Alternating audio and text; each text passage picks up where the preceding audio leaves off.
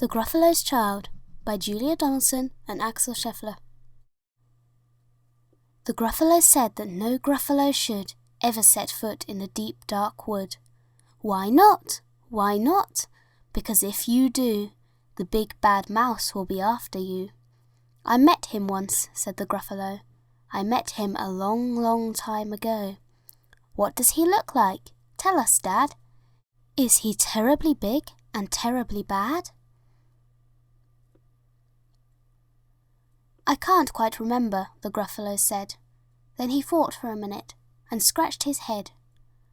The big bad mouse is terribly strong, and his scaly tail is terribly long.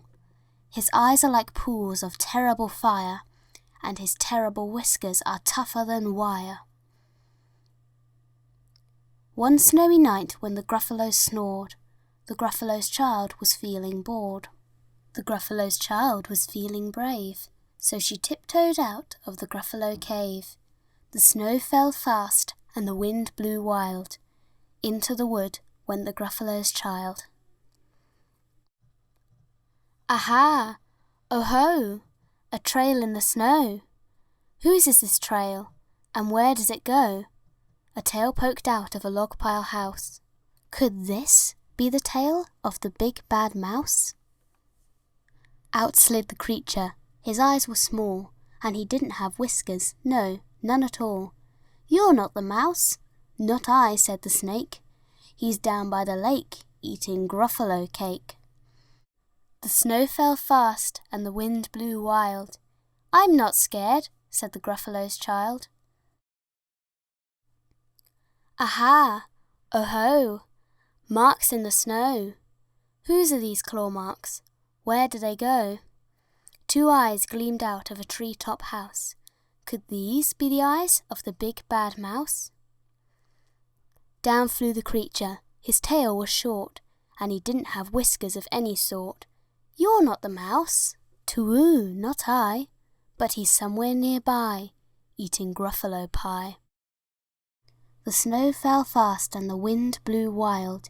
I'm not scared, said the Gruffalo's child. Aha! Oh-ho! A track in the snow. Whose is this track, and where does it go? Whiskers at last, and an underground house.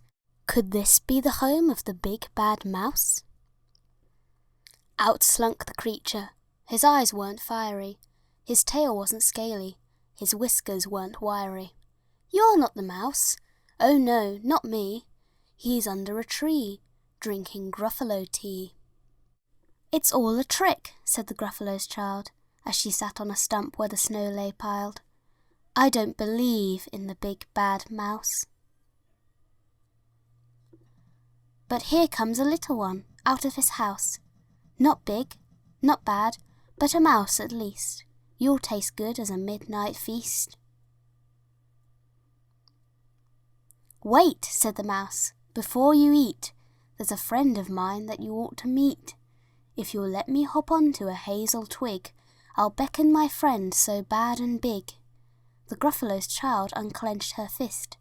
The big bad mouse, so he does exist. The mouse hopped into the hazel tree. He beckoned, then said, just wait and see. Out came the moon. It was bright and round. A terrible shadow fell onto the ground. Who is this creature so big, bad, and strong?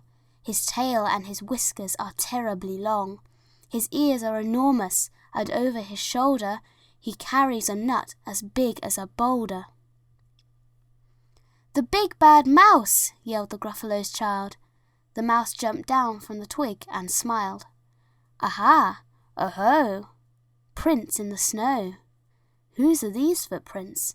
Where do they go? The footprints led to the Gruffalo cave, where the Gruffalo's child was a bit less brave. The Gruffalo's child was a bit less bored.